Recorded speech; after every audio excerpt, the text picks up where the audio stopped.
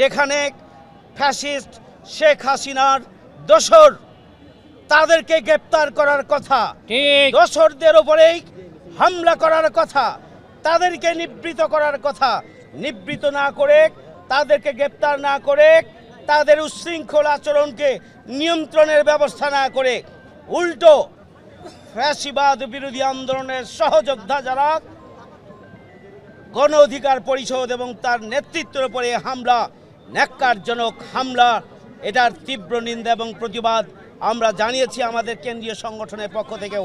Insect repellent master batch যুক্ত RFL wardrobe, কাপড় যত্নে রাখার নাম্বার 1 সলিউশন।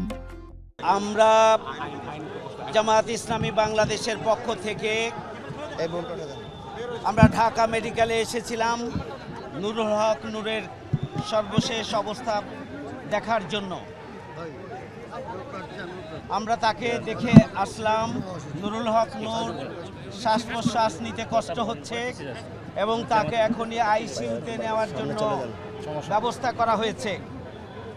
আমরা নুরুল হক নূরের এবং নূর রাশেদ খান সহ শতাধিক নেতাকর্মীদের উপরে হামলার তীব্র নিন্দা এবং প্রতিবাদ আমরা জানাচ্ছি। রাজপথে আন্দোলন সংগ্রামের মধ্য দিয়ে যারা জুলাই আগস্টের গণঅভ্যুত্থানে নেতৃত্ব দিয়েছে সেই গণ অধিকার পরিষদের উপরে এই ন্যাক্কারজনক হামলার তীব্র নিন্দা এবং প্রতিবাদ জানানোর পাশাপাশি আমরা দাবি জানাতে চাই অবিলম্বে যারা হামলা চালিয়েছে তাদেরকে চিহ্নিত করে তাদের বিরুদ্ধে আইনানুগ ব্যবস্থা গ্রহণ করতে হবে। আমরা নুরুল হক নূরের জন্য আমরা দোয়া করি। আমাদের এখানে অন্যান্য রাজনৈতিক দল, বিশেষ করে ইসলামী আন্দোলন বাংলাদেশের প্রেসিডিয়াম সদস্য এবং যুগ্ম মহাসচিব এখানে উপস্থিত আছেন, তারাও বক্তব্য রাখবেন। বিভিন্ন রাজনৈতিক দল বক্তব্য রাখছেন। আমরা যারা একসাথে আন্দোলন সংগ্রাম করে নতুন বাংলাদেশ আনার ক্ষেত্রে আমরা ভূমিকা পালন করেছি, 1 বছর পার হওয়ার আগেই অন্তর্বর্তীকালীন সরকারের আইন শৃঙ্খলা বাহিনীর পক্ষ থেকে এই ধরনের নৃশংস আক্রমণ এটি মেনে নেওয়া যায় না। এদেশের জনগণ এবং জুলাই যোদ্ধারা আহত হয়েছে। আমরা একসাথে ছিলাম।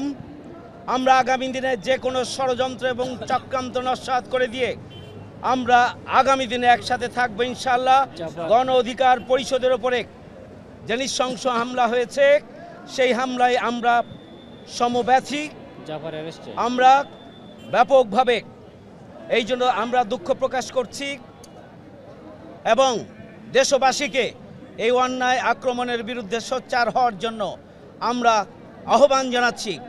যেখানে ফ্যাসিস্ট শেখ হাসিনার দোসর তাদেরকে গ্রেপ্তার করার কথা, দোসরদের উপরেই হামলা করার কথা, তাদেরকে নিবৃত করার কথা, নিবৃত না করে তাদেরকে গ্রেপ্তার না করে তাদের উচ্ছৃঙ্খল আচরণকে নিয়ন্ত্রণের ব্যবস্থা না করে উল্টো ফ্যাসিবাদ বিরোধী আন্দোলনের সহযোদ্ধা যারা গণ অধিকার পরিষদ এবং তার নেতৃত্বের উপরে হামলা, ন্যাক্কারজনক হামলা, এটার তীব্র নিন্দা এবং প্রতিবাদ আমরা জানিয়েছি আমাদের কেন্দ্রীয় সংগঠনের পক্ষ থেকেও।